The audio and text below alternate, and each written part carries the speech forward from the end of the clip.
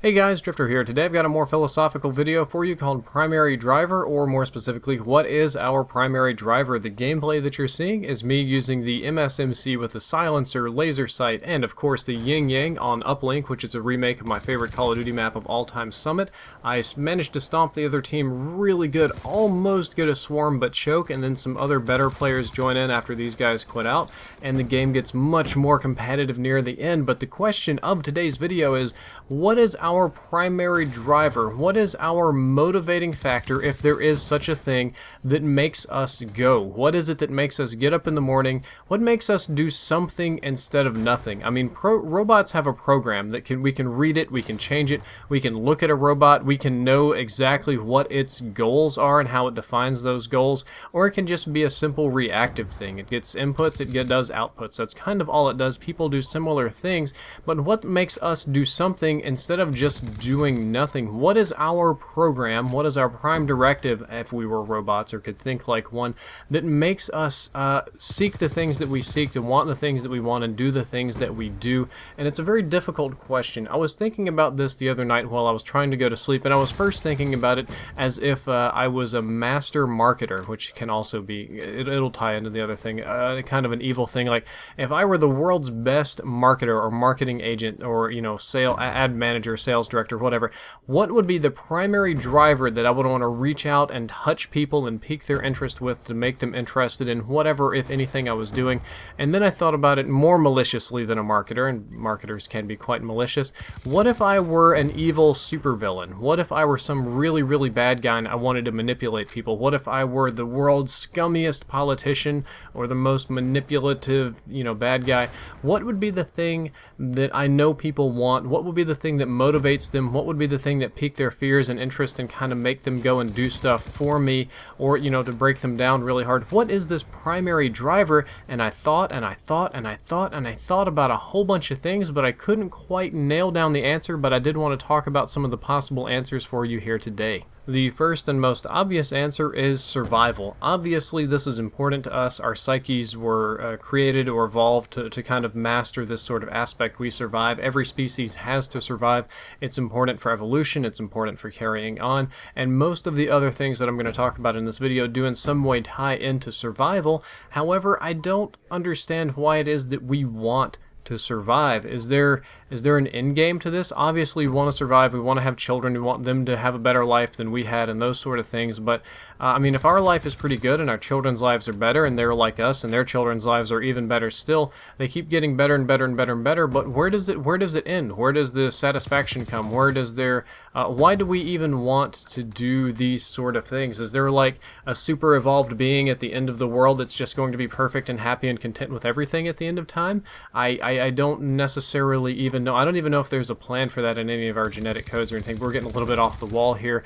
You could also say procreation. That's very similar to survival, and it is definitely the biggest part of any human's psyche, is the desire to procreate. Most of the products that are marketed to you in some way want to sort of build you up. Clothes make you look better. Hair and eye and face products make you look more attractive to a potential mate, which means you can have more sex, which means, and that ties into your pleasure centers, which is, you know, we can now procreate and have birth control, and we don't have to have children, but the desire to do so is originally just so that we would have more. I mean, almost everything is like that, you know, toothbrush, toothpaste, even things like, you want to eat this food. Why do you want to eat this food? Well, you want to eat this because it's healthy, because then you'll become more fit, or because you'll save money, and then you'll have more money to spend on your date with your partner or whatever. And it kind of gets crazy like this. I mean, so much of what we do is tied into procreation and sex. It's absolutely crazy, but there has to be more than just that. I mean, if you were perfect at this, if you mastered this, and if we were like bonobo monkeys and all we did was have sex all the time, surely we would get tired of it. Surely there has to be more than just boning all the time. There's also self-improvement, which is, again, a similar part of survival. I talked about making your children's lives better than your own. We want to improve our own lives. We want to become more fit. Well, why? Well, because so we can survive any sort of attack, and so that we can be a more attractive mate, obviously. We want to live more comfortably. That has to do with a whole bunch of different things, but essentially nobody likes to hurt all the time. Everybody wants their life to be easy. Nobody likes to work hard, and we like to laugh and have a good time and have quality things things in our lives for various different reasons, all of which can be tied back to procreation and survival, or most of which. And this is a good thing. Like, it totally makes sense that we are motivated to improve ourselves for these reasons, but it doesn't make sense beyond just comfort. Like, once you get comfortable, or maybe just like a little bit happy, what's the point in all the hullabaloo and all the work that people go so hard to go for more? We have to have more. We have to have more. You can drive yourself crazy going for more, but at the end of the day, and this is going to sound very dark and pessimistic, but it's not meant to be that way. We're just playing it like it's a thought experiment. It's a philosophy game. We all die eventually. Not one of us is immortal. If you're immortal, can you just send me a little like DM or whatever with your secret? Or if you're a vampire, I guess I might pass because I do kind of like the sunlight. But we die. All of that passes away. All of that pleasure that we chased, all of those nice things that we wanted, all those things that we slaved away for, the toys and the cool stuff. There's not an end game to that. There's not something ultimately very fulfilling there, other than just having things, which kind of leads us to the next part, and it kind of reminds me of the movie Into the Wild. Like, happiness is only real when shared, and a lot of the things that we have these days are designed to be shared. We share a meal, we share our creature comforts in our house, we play games with our friends. Most of the enjoyable things we have are meant to be, I mean, couches and chairs are for multiple people, obviously, but it moves into approval of society. Now, we as human beings are social creatures. We function best in a community and least on our own. You could either say we were designed this way, or we evolved this way, or a whole bunch of different ways to say it, but it's obvious that we were meant to work with each other and may also against each other, but you know, in groups is the point here. Simply put, we seek kinship. However, this just plays on different sorts of archetypes and things that are built into our psyche. When our community, when our peers, when our fellows approve of the things we do, or they say nice things about us, we are designed to, or it tickles all of our pleasure centers in our brain, and we want more of that. Or if somebody says, you're doing really good, you're doing almost as good as me, and because we're social, we look up to that person, and that's like a really good compliment. Or different sort of things like this. You get attention from others, you get their approval. Our brains really like this, and we really like these things. But people chase this a lot. People want to be popular. People want to be famous. I mean, YouTube is all about that, climbing that popularity Twitter follower ladder kind of thing. But what's the point to this? This is something that a skilled surgeon could probably actually strip from our brains if they were crazy enough, with only minimal damage, and it doesn't answer the actual question. If all we seek is approval from others, why does this approval matter to us? What purpose does it serve? Maybe it makes us improve ourselves to get a mate so that we can survive and pass down our genes and improve the world or whatever.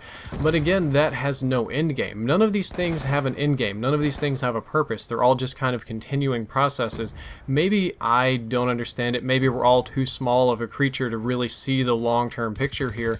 And there's one other thing that I'm kind of leaving out that I don't want to touch on too much because it's very easy to offend people. There's also the spiritual component of this. A lot of people believe that this life is temporary, that we pass on to the next, or some people believe you die and you get put in a hole in the ground, you rot in the dirt and the worms eat you, or our life is to know God, our life is to better understand the universe, and a lot of this, it leads to similar areas, but there's a spiritual component that I don't want to get too deep into, but there's that fulfillment too. But even still there are end games that I don't entirely understand, taking the simplest and probably most relatable to, if we go to heaven and we're happy until the end of time, okay, that's great, what's next?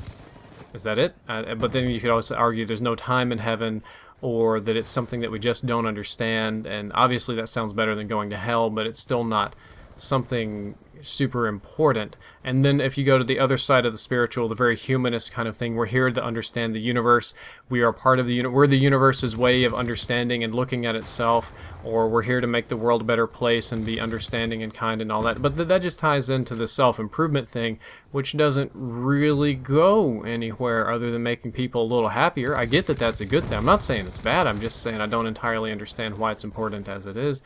And it leaves me wondering, what is our prime directive? What is the single motivating factor that pushes us forward, and why?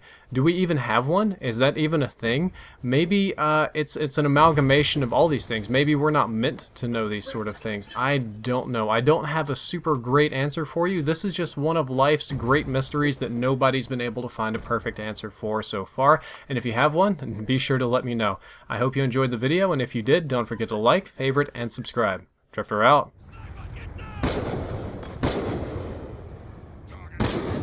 Look at you. Your MLG, dog. Using that semi-automatic sniper hard scoping your pussy off.